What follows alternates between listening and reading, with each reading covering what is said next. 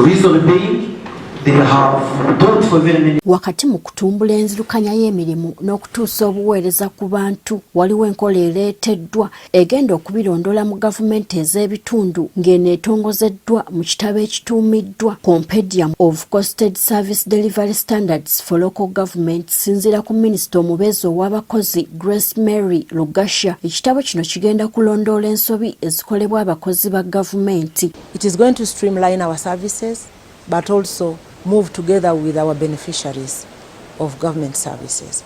Ono agamba nti kizuuliddwa ng'abantu bangi okufuna omulimu ku disitulikiti balina kugula migule ekiviiriddeko empeereza ey'ekibogwe. Instead of giving jobs on merit, they tell you pay. Now when you begin recruitment with payment, what will happen? Someone will go, it's a transaction. Someone will go also and make sure they recoup what they spent. Ono akirambise nti ekigendererwa ekikulu kya kuyamba gavumenti okuteekerateekera abantu ba wansi n'okubasobozesa okumanya ebintu gavumenti by'erina okukola mu bitundu byabwe basobole okubirondoola. Now the service delivery standards are supposed to help people to know what we have planned for. They should also participate in the planning.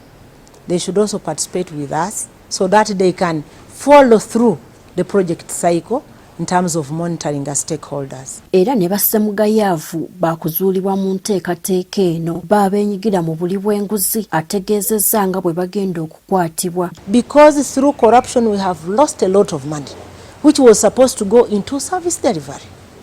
And you who is corrupt, you want to tarnish the image of government. Joan Natwenda nga mumyuka wa kamisona mu Ministry y'abakozi era nga yakulembeddemu enteekateeka eno ey'okubangula abakulembeze ba zi disitulikiti ategeezezza ng'enteekateeka eno bw'egenda okuzuukusa abakozi ba gavumenti. Kati omuntu wa bulijjo bw'aba amanyi nti luno oluguudo lulina kumalawo ssente bwe ziti, luno eddwaliro likumalawo ssente bwe ziti, kati we spending more than that naye nga tebalaba ekyakoleddwa.